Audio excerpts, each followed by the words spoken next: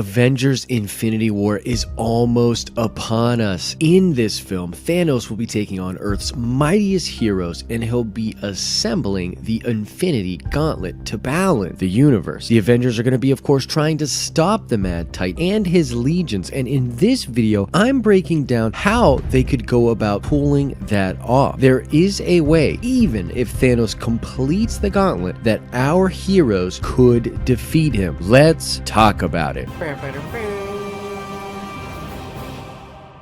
What is up, YouTube? It's Josh. This is the Den of Nerds. If you love comic book movies the way I do, subscribe to this channel. We do all sorts of videos about those types of movies. Quickly, I want to shout out Elizabeth Cortez, who got the nerd card question correct in my latest MCU news video. You definitely know your stuff when it comes to Marvel Comics, so shout out to you, Elizabeth. There will be another nerd card question at the end of this video. All right, guys, let's talk some Thanos. Now, Thanos is incredibly powerful, even without a single Infinity Stone. However, if he completes the gauntlet, he's pretty much unstoppable. But there are a few ways that our heroes could defeat Thanos, even if he did have a completed gauntlet. Now, real quickly, before I want to get into these ways, I want to make a disclaimer here. I actually don't think that Thanos will be defeated in the first movie at all, but he will probably be beaten by the end of Avengers 4. Now let's get into it. Here are 3 ways that Thanos could be defeated in Avengers Infinity War. Way number 1, he could defeat himself. Thanos has beaten himself multiple times before in comics. In fact, he was defeated in the original Infinity Gauntlet series because of his hubris and basically ascending to a power level in which he didn't think he needed his body or the gauntlet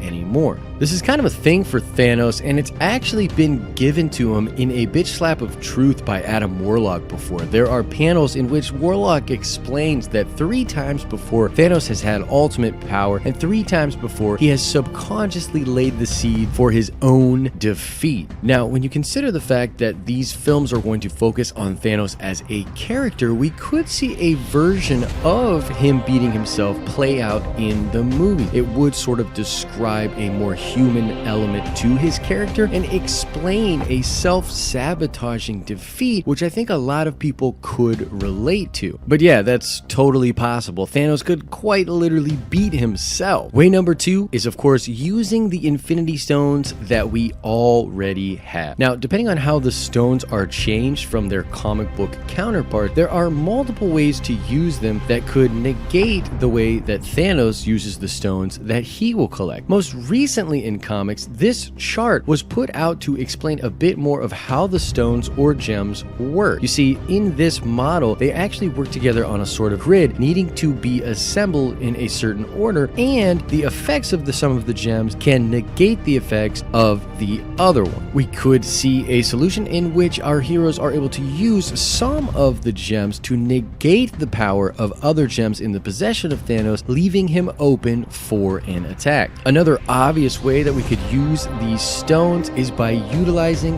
the Time Stone. This seems to be a way around the impending Thanos victory, but maybe not a permanent solution. Doctor Strange has literally used this technique before to defeat Dormammu, and considering that Doctor Strange is one of the only MCU characters to both possess an Infinity Stone and the knowledge of the Infinity Stones, it's a safe bet that he will be using the Time Stone. Personally, I don't think this will be a permanent solution, but it might be enough to buy them some time. You see what I did there? Because it's the Time Stone. Way number 3 that they could defeat Thanos is by leaving the universe, and for me, this is where it gets very interesting. You see, the Infinity Stone, once assembled into the Infinity Gauntlet, provide ultimate power over the universe, but there's a catch. It only grants such power in the universe native to the stones, meaning if our heroes were to face Thanos outside of our universe, even with a completed gauntlet, he would not be able to use those powers in a different universe. This has happened multiple times in comics before, famously in the Amalgam comics where the Justice League faced off against the Avengers. Darkseid had our gauntlet but realized it could not work in the DC universe, and in the Time Runs Out series by Jonathan Hickman, Captain America utilizes our completed gauntlet to try to push a converging Earth from a different universe away from ours. It didn't work at all. Quickly here, I want to talk about Jonathan Hickman because there is a lot of stuff that the Infinity War movies are seemingly pulling from his run. I mean, the Black Order themselves were an invention of Hickman and used in a series called Infinity. And by the way, they actually invaded Wakanda in that series. So I'll come back to this point later, but I want to plant the seed that Hickman's stuff is ripe for the picking as far as Kevin Feige is concerned when it comes to Avengers Infinity War. Getting back to the multiverse, Doctor Strange actor Benedict Cumberbatch has actually been talking about it quite a bit. In these special features on the Blu-ray of Thor Ragnarok, Benedict Cumberbatch goes into an explanation about the multiverse and how the universe of Marvel is getting crowded. He has said this in multiple interviews, sort of hinting at the use of the multiverse in Avengers Infinity War and in the future of the MCU. Once again, this is coming straight out of a Jonathan Hickman comic book. In the Time Runs Out series, the Avengers were going around to different universes to try to battle a major event that was causing Earths to converge on each other. And there was even a part in Secret Wars where Black Panther assembles a gauntlet, but he had to make sure he was on a section of Battle World that belonged to the universe that was native to the gauntlet for the reasons that I just stated. So there could be a way for the Avengers to escape our universe so that they will not lose to Thanos in the native universe. On top of that, this could be a way to neutralize the gauntlet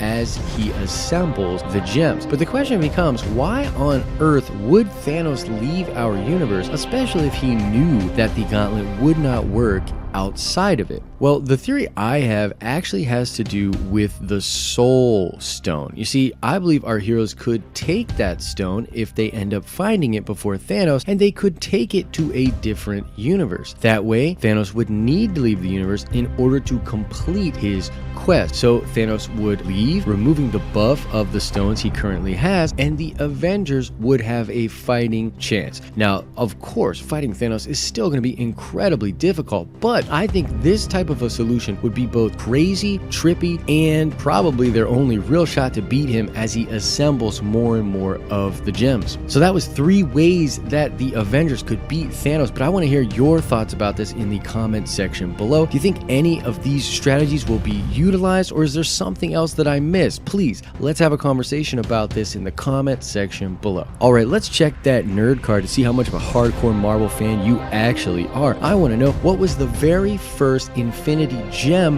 that Thanos attained during the Thanos Quest storyline? Answer that question in the comment section below. As I always say, I hope you're having an awesome and nerdy day, and I'll see you in the next video.